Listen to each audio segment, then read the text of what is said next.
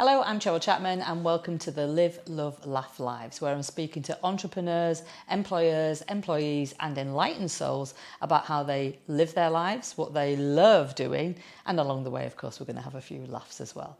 Today, I want to introduce you to an amazing woman. Now, she's like Polly Pocket, if you know what I mean. She's like so tiny, and yet she is like powerful. So please introduce yourself and tell the lovely viewers who you are and what you do. Hi Cheryl, thank you for inviting me to be here today. So my name is Adiato and I'm here to talk to you about my superpower. Yeah, oh lovely, sounds interesting. So superpower, of course, we immediately think pointy boobs or short pants, right? But that can't be your superpower. No, definitely not. What kind of superpower is it that you want to share with us? My superpower is what I call education. So it's something that changed my life, it's something that change people's lives around the world, and I also want to use it to empower people and change people's lives as well. Great. And so tell us a little bit about you, you know, where you're from and what you do now. Well, I was born in Guinea-Bissau, which is a small, beautiful country in West Africa, a paradise as I used to call it. And well, what I'm doing at the moment, it's kind of a lot of things, but the main thing that I want to talk here today is my passion about cosmetic formulation. So formulating and manufacturing your own skincare products, we could say it like that. Wow. And so this was a problem for you originally, was it? Is that why you came up with this solution? Yeah, it was obviously this amazing country gave me with this amazing weather, just made my skin become very, very dry. And that was the key behind all this process of starting to make my own skincare products to obviously solve my skin problems, and then realize that there were other people that are, you know, in need and that also could benefit from that. So, you know, just decided to put it out, bring my superpower out, and, you know, teach people how to, they also could empower their lives through that. So I'm kind of thinking, and the audience may be thinking, what? So you just one day decided you would do this, but your background, of course, and your education allowed you to do this because your background is. So obviously, when I started to feel that problem with my skin, I realized that obviously I could fix it simply because I know how to do it. Because obviously of my scientific background, I have like a degree in pharmacy and a specialization in pharmaceutical regulatory affairs, which obviously gives me all the tools to be able to create my own cream.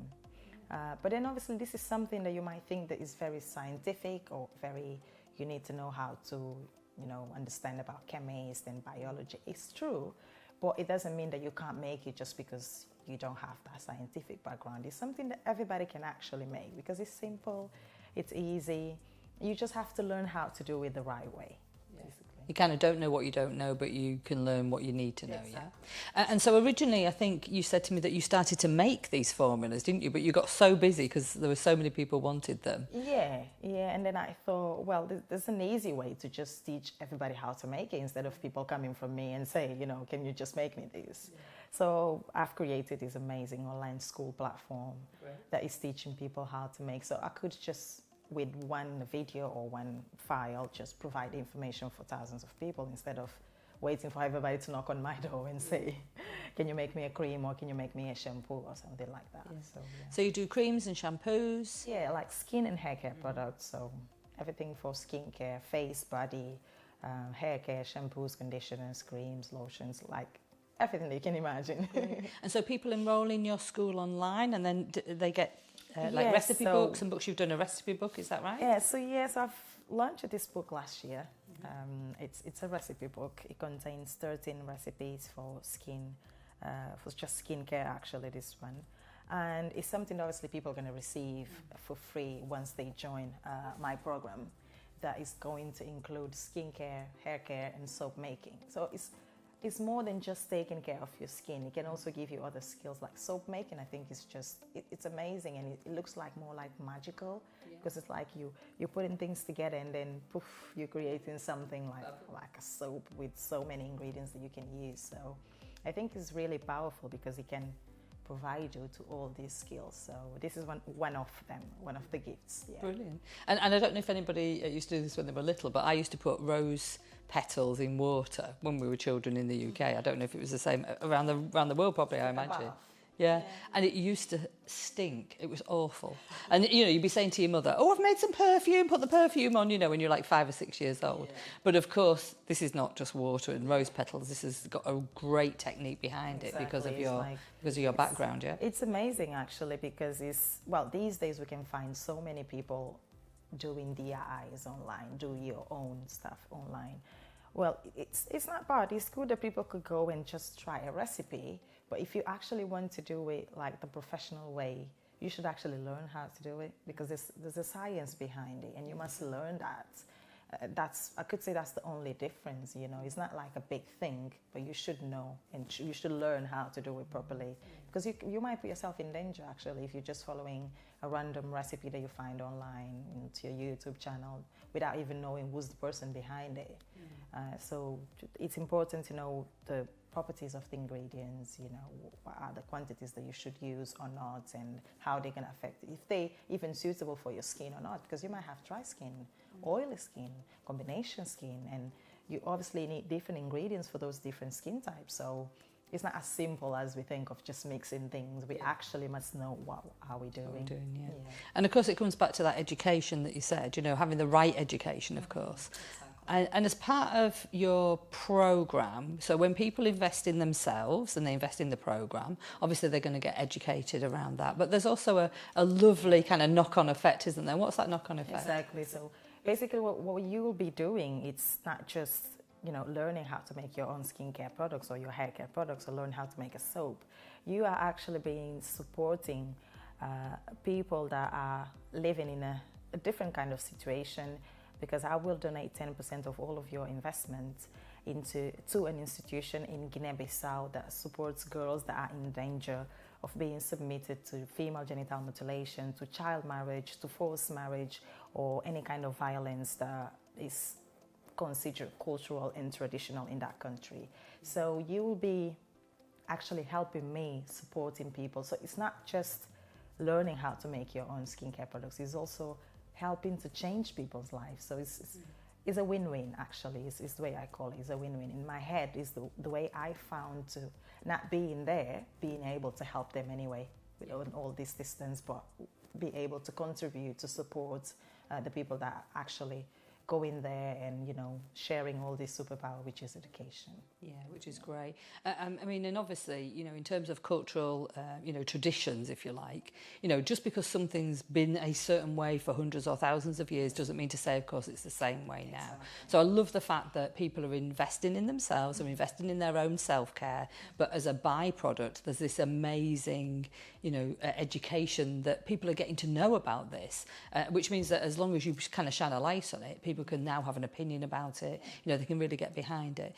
And there's a reason why you're particularly, what should we say, supportive in this area, isn't it? And that's because of your background, yeah? The reason is blood, I could say, because my family is part of this type of community that practice female genital mutilation, and my mother have been submitted to it. So she's the face, I could call it like that, of that institution that represents and fights for everything that is cultural, but it's wrong. So everything that's part of our tradition and our culture, but it's wrong, we should just eliminate.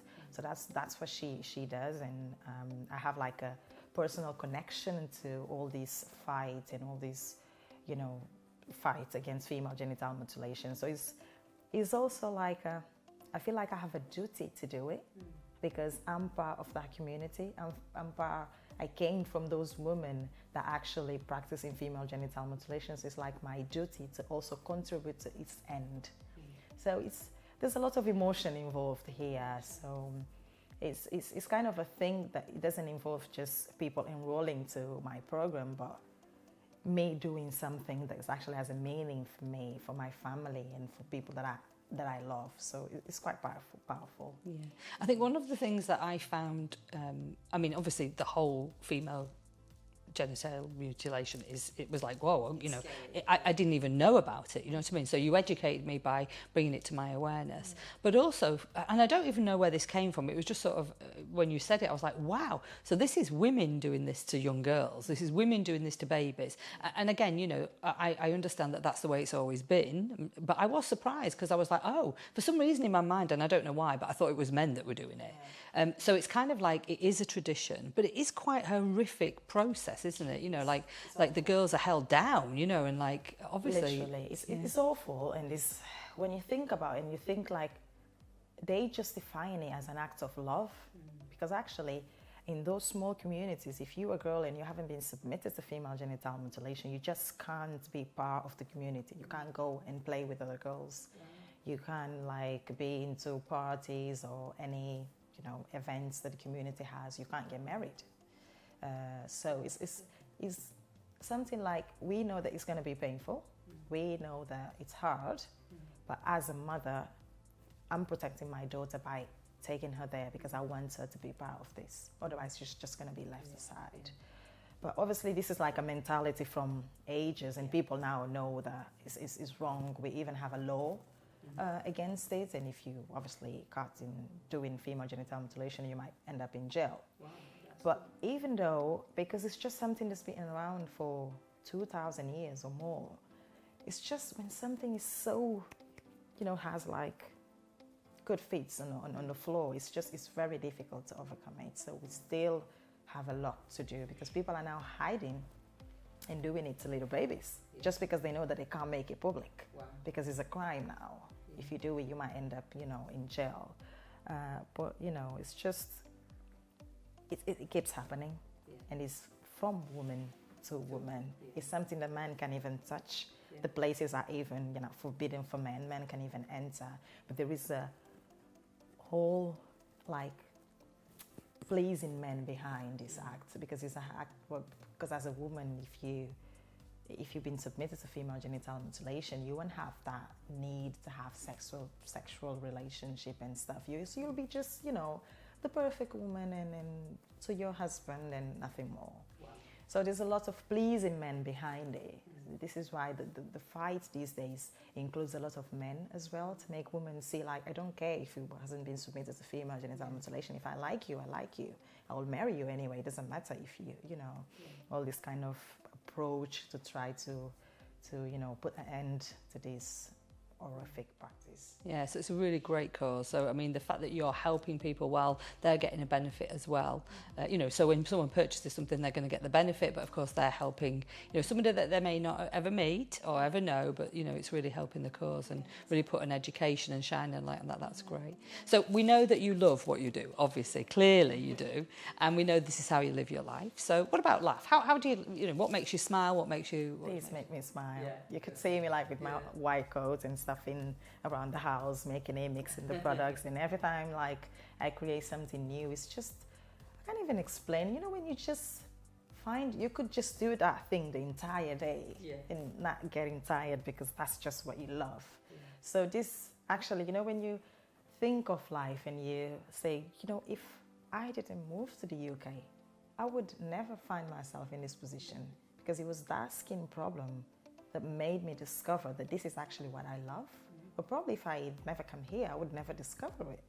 So it's like, I'm just grateful for, you know, arriving here and actually find out, you know, there's other things that you could do in life and just give you pleasure and just, you know, live your life the way you're supposed to be, happy, doing what you want. So.